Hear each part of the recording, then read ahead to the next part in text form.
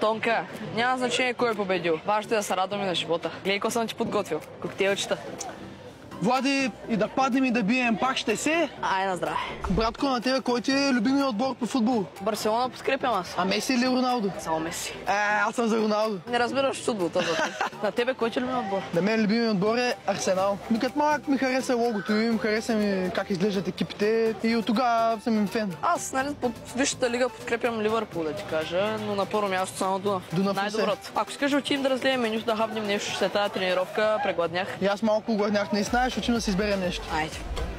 Как е динката, Влади? Топа. Твоята паста как е? Сега ще я пробвам.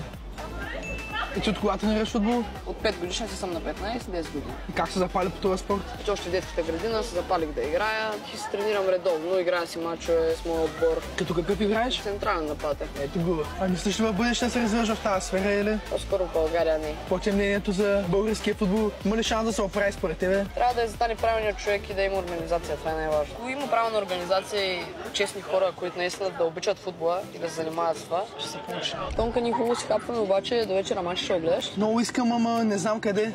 Перфектното място при нас. Имаме си видеостена, мултимедия, като затъмни, може да си го пуснем. Добре, значи днес сме тук. Тук сме. Добре.